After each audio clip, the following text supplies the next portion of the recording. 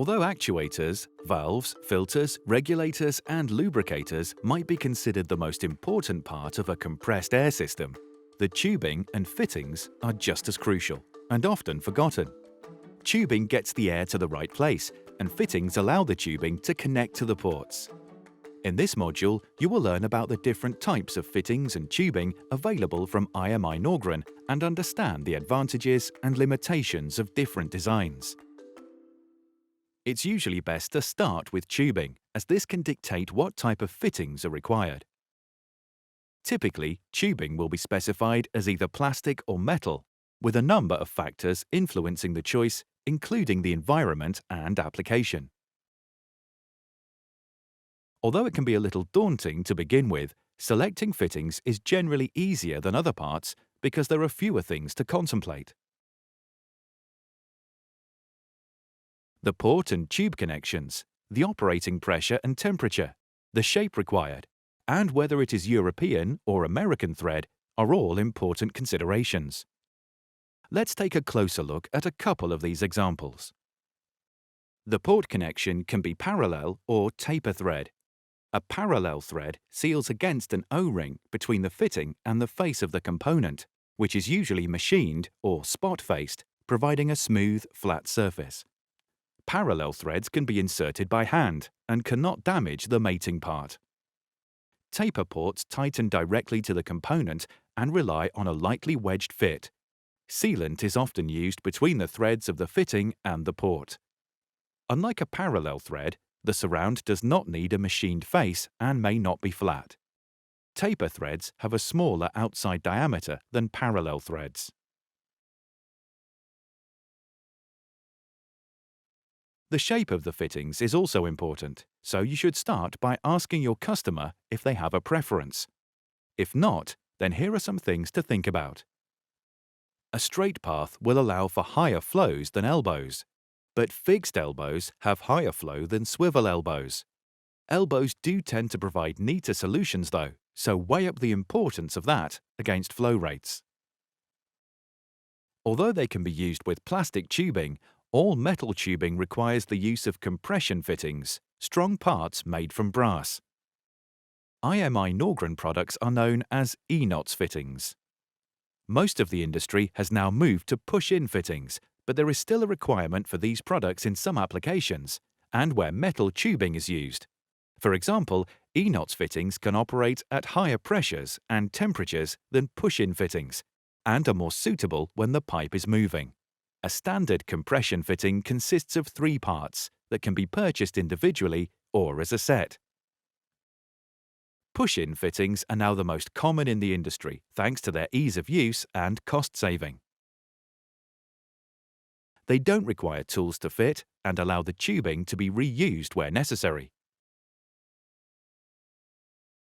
NewFit C is a composite push-in fitting that comes in 50 shapes. It's constructed from PBT and nickel-plated brass and has a maximum operating pressure of 10 bar or 145 psi and temperature of 60 degrees Celsius or 140 degrees Fahrenheit to minus 20 degrees Celsius or minus 4 degrees Fahrenheit. It's suitable for general industrial applications, is lightweight, easy to use, and competitively priced. NewFit M is a miniature version of the C, made with the same materials and with many of the same characteristics. This range comes in 10 different shapes and is perfect when space is limited. NewFit, sometimes called Metal NewFit or NewFit 10 series, is a nickel-plated brass push-in fitting. Its metal construction means it can withstand higher operating pressures and temperatures, making it suitable for more arduous industrial environments.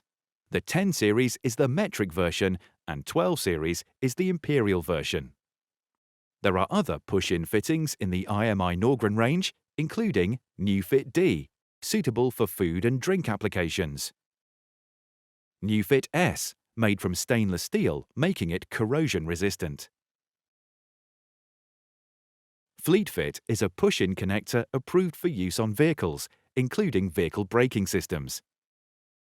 And BSP hose are traditional fittings, including nipple connectors, fir tree connectors, adapters, plugs, etc. With so many possibilities, what is the best way to go about choosing a fitting? A good place to start is to look at what the customer is already using and use the same. It's important to look at the application and supply the appropriate part, but consider the customer's preference too. There are a few important things to remember when specifying tubes and fittings. Firstly, don't mix threads. For example, don't mix an NPT thread with a BSPT thread. The only exception to this is a BSPT into a BSPP. Composite fittings do not accept metal fitting inserts. Only use Fleet Fit on vehicle braking systems. Do not use any other IMI Norgren fitting. Here are some abbreviations that are commonly used.